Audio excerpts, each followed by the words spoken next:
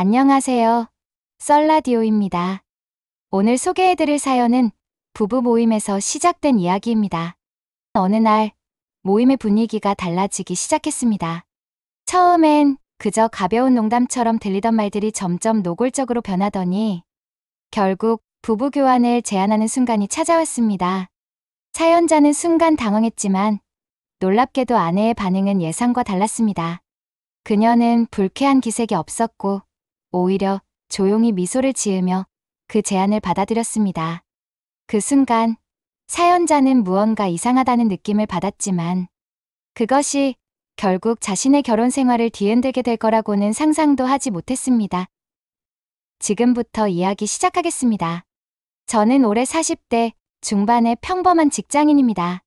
결혼한 지 12년이 되었고 아이 없이 아내와 단둘이 살고 있습니다. 아내와의 관계는 나쁘지 않았지만 특별히 좋다고 할 수도 없었습니다. 처음엔 뜨겁게 사랑하며 결혼했지만 시간이 지나면서 자연스럽게 권태기가 찾아왔고 서로에게 익숙해지면서 마치 친구처럼 지내는 관계가 되어버렸죠. 그래서 저는 몇 년 전부터 부부 동반 모임에 참여하기 시작했습니다. 단순한 친목 모임이었고 주말마다 정기적으로 만나 술을 마시거나 여행을 가기도 했습니다. 그곳에서 만난 사람들은 대체로 개방적인 성향이었고 자유로운 분위기 속에서 서로에 대한 거리낌이 별로 없었습니다. 그러던 어느 날 분위기가 조금씩 변하기 시작했습니다. 그날도 평소처럼 부부 모임이 있었습니다. 레스토랑에서 저녁을 함께한 뒤 몇몇 부부가 모여 2차로 단골 펜션으로 향했습니다. 늘 그렇듯 편안한 분위기 속에서 술잔이 오갔고 농담 섞인 대화가 이어졌습니다. 그러다 한 남자가 말을 꺼냈습니다. 여러분, 우리 모임도 이제 좀 색다른 변화를 줄 때가 된 거 아닐까요? 모두가 술 기운이 오르며 느슨해진 상태였기에 처음엔 그 말이 그냥 지나가는 이야기처럼 들렸습니다. 하지만 그는 말을 멈추지 않았습니다. 솔직히 말해서 다들 부부관계가 예전 같지 않잖아요? 이렇게 친하게 지내는데 우리끼리 서로에게 새로운 경험을 주는 건 어떨까 싶어서요. 그 순간 방안이 잠시 정적에 휩싸였습니다. 누군가는 웃어넘겼지만 몇몇은 의미심장한 눈빛을 교환했고 어떤 부부는 굳이 반대하지 않는 듯한 표정을 지었습니다. 그리고 그때 저는 아내의 표정을 보았습니다. 놀랍게도 그녀는 당황하는 기색이 없었습니다. 오히려 조용히 미소를 지으며 술잔을 들어 올릴 뿐이었죠. 그 모습에 저는 순간적으로 머릿속이 복잡해졌습니다. 아내는 평소에도 감정을 잘 드러내지 않는 성격이었기에 이 순간 그녀가 무슨 생각을 하고 있는지 알 수 없었습니다. 하지만 분명한 것은 그녀가 이 제안을 불쾌해하지 않았다는 점이었습니다. 그날 밤 저는 침대에 누워 아내의 태도를 곱씹어 보았습니다. 그리고 한 가지 사실을 깨달았습니다. 이것은 처음이 아닐 수도 있다.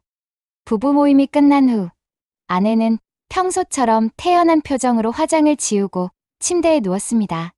저는 옆에서 조용히 그녀를 바라보았습니다. 이전과 다름없는 익숙한 모습이었지만 뭔가 달랐습니다.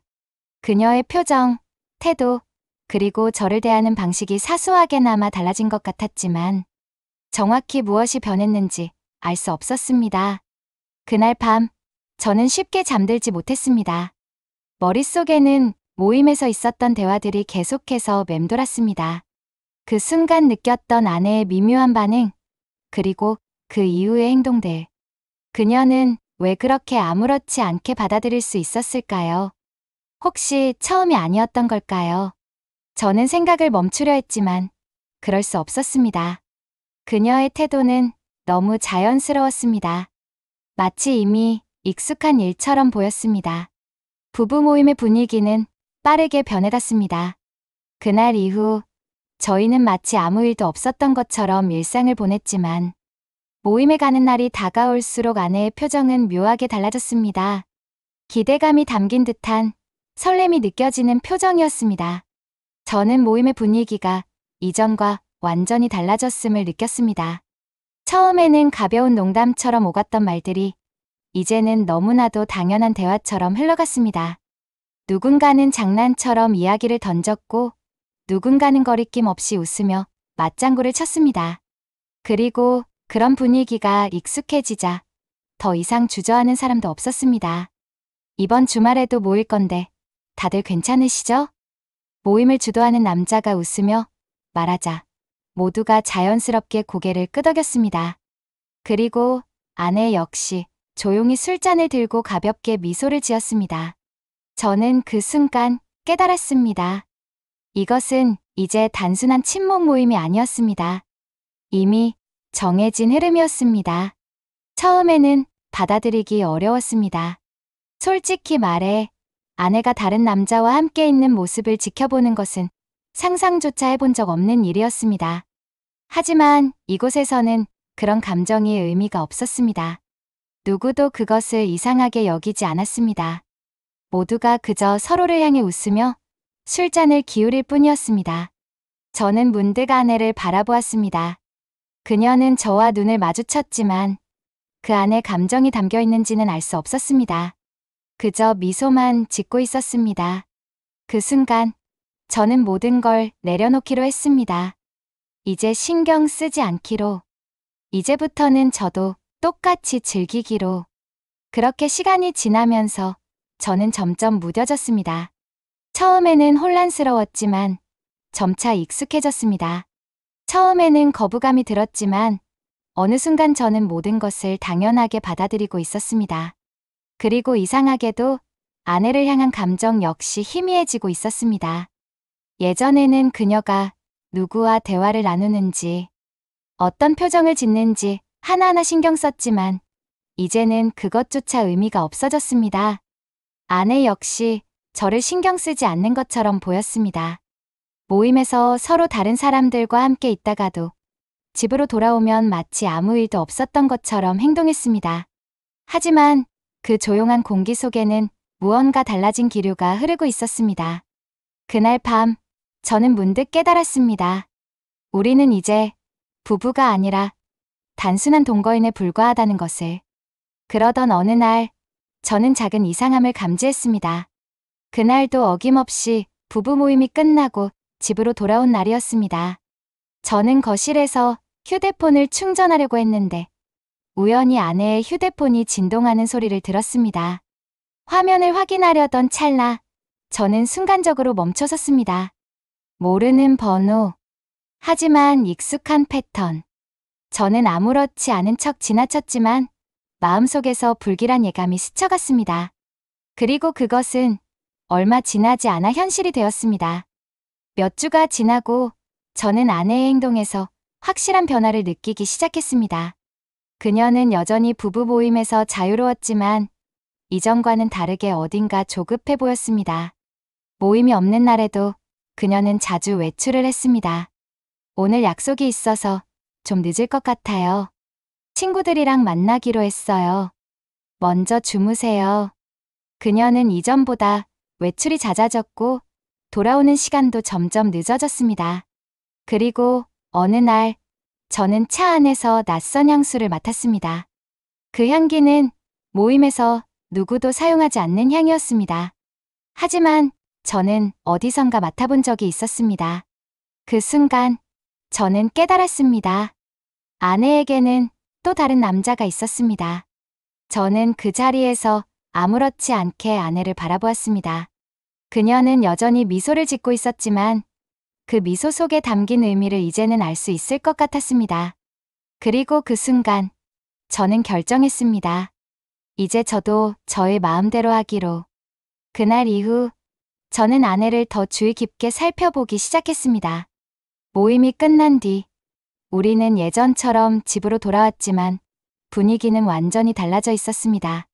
이제는 서로가 누구와 함께 있었는지 따지지도 않았고 괜히 신경 쓰지도 않았습니다. 그냥 조용히 씻고 각자의 침대에 누워 하루를 마무리할 뿐이었습니다.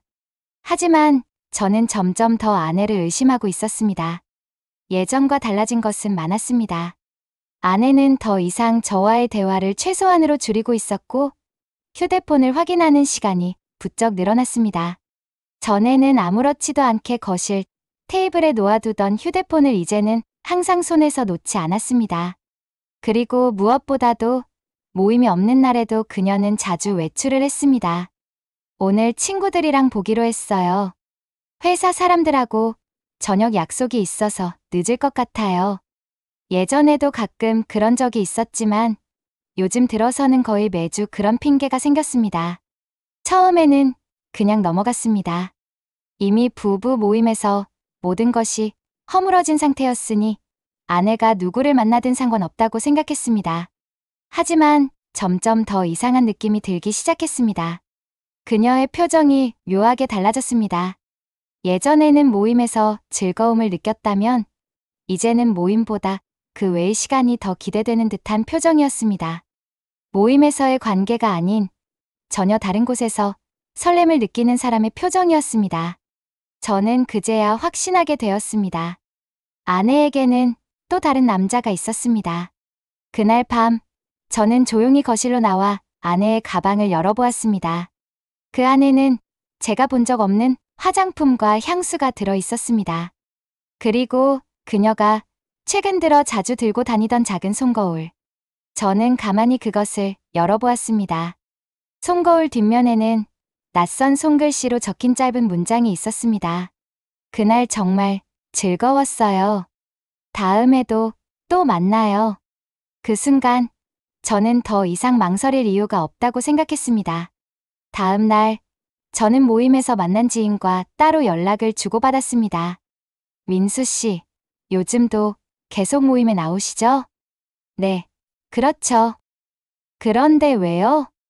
혹시 제 아내랑 최근에 따로 연락한 사람 있는지 아세요?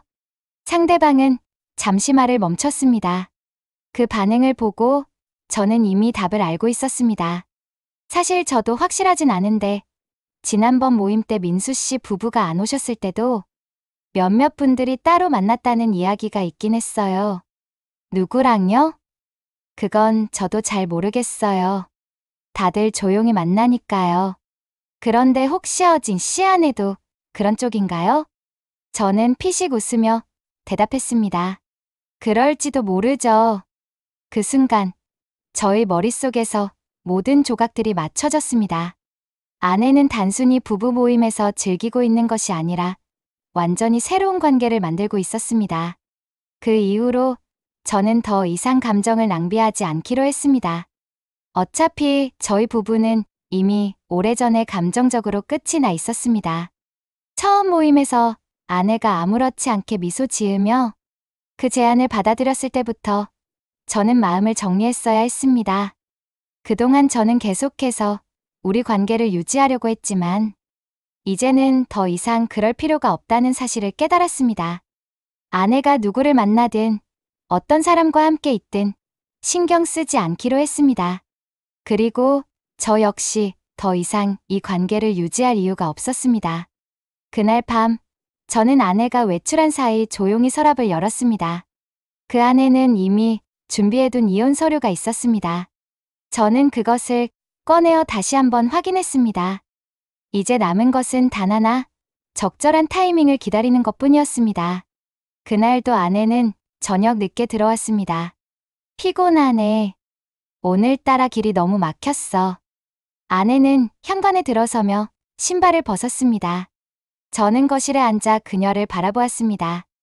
예전 같았으면 고생했어 라는 말이라도 건넸겠지만 이제는 아무 감정도 들지 않았습니다. 그저 이 모든 것이 끝나기만을 기다릴 뿐이었습니다. 아내는 가방을 내려놓고 씻으러 들어갔습니다. 그녀가 샤워를 하는 동안 저는 조용히 서랍에서 준비해둔 서류를 꺼냈습니다. 이제 모든 것이 끝날 시간이었습니다. 아내가 씻고 나와 거실에 앉았을 때 저는 서류를 그녀 앞에 조용히 내려놓았습니다. 아내는 처음에는 그것이 무엇인지 이해하지 못하는 듯 했습니다. 하지만 그녀가 천천히 종이를 넘겨 읽어 내려가면서 점점 표정이 굳어졌습니다. 이혼 서류? 그녀는 당황한 듯 저를 바라보았습니다. 이게 뭐야? 갑자기 이혼이라니. 무슨 말이야? 저는 조용히 웃으며 그녀를 바라보았습니다. 갑자기가 아니야. 나는 오랫동안 준비하고 있었어. 아내는 말문이 막힌 듯 했습니다. 아니, 우리는 괜찮았잖아. 우리 사이에 문제가 있었어? 저는 피식 웃었습니다. 문제? 너는 정말 아무 문제 없다고 생각했어? 그녀는 더 이상 말을 하지 못했습니다. 저는 천천히 휴대폰을 들어 올렸습니다. 이걸 볼래? 아내는 순간적으로 긴장한 듯 보였습니다.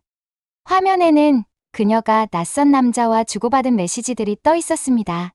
그 남자와의 만남이 한 번이 아니었다는 것도, 단순한 관계가 아니었다는 것도 명확했습니다. 모임에서만 즐기는 게 아니라 따로도 만나고 있었더라. 참, 대단하지 않아? 아내는 말을 잇지 못하고 침묵했습니다. 그녀의 손이 미세하게 떨리는 것이 보였습니다. 이제 무슨 말을 해야 할지 모르겠지? 괜찮아. 나는 이미 다 알고 있었으니까. 아내는 결국 한숨을 내쉬며 의자에 기대었습니다. 이렇게까지 할 필요가 있어? 그냥 모르는 척 넘어갈 수도 있는 거잖아. 저는 조용히 웃으며 고개를 저었습니다. 모르는 척? 아니, 나는 더 이상 모르는 척하고 싶지 않아. 우리 관계는 이미 끝났어. 너도 알고 있었잖아. 아내는 아무 대답도 하지 않았습니다. 그녀도 어쩌면 이 순간이 올 거라는 걸 알고 있었을 것입니다. 하지만 그녀는 이혼까지 생각하지는 않았던 모양이었습니다. 나는 그냥 우리끼리만의 방식으로 살면 된다고 생각했어. 저는 고개를 저었습니다. 그건 내 방식이었지. 내 방식은 아니었어. 아내는 더 이상 아무 말도 하지 않았습니다. 며칠 후, 우리는 변호사 사무실에서 만나 최종 서류를 정리했습니다. 아내는 마지막까지 무언가 말을 하려는 듯한 표정이었지만 끝내 아무 말도 하지 못했습니다. 그렇게 우리는 법적으로도 남남이 되었습니다. 이제 저는 완전히 자유로워졌습니다. 이제는 더 이상 감정적으로 소모할 일도, 의심할 일도, 고민할 일도 없습니다. 저는 아내와의 지난 시간을 돌아보았습니다. 그리고 한 가지 사실을 깨달았습니다. 이 선택이 어쩌면 가장 현명한 결정이었다는 것을. 오늘 사연은 여기까지입니다. 사연자분은 아내의 행동을 끝까지 지켜보며 조용히 모든 증거를 모았습니다. 그리고 마지막 순간, 완벽하게 자신에게 유리한 방향으로 모든 것을 정리했습니다. 어떤 선택이든 중요한 것은 자신을 지키는 것이라는 걸 보여주는 사연이었습니다. 여러분이라면 이런 상황에서 어떻게 하셨을까요? 댓글로 여러분의 의견을 남겨주세요. 그리고 아직 구독하지 않으셨다면 한 번만 눌러주시면 정말 큰 힘이 됩니다. 바로 취소하셔도 좋으니 한 번만 눌러봐 주세요. 그럼 저는 더 흥미롭고 현실보다 더 현실 같은 이야기로 다시 찾아오겠습니다. 지금까지 썰라디오였습니다. 감사합니다.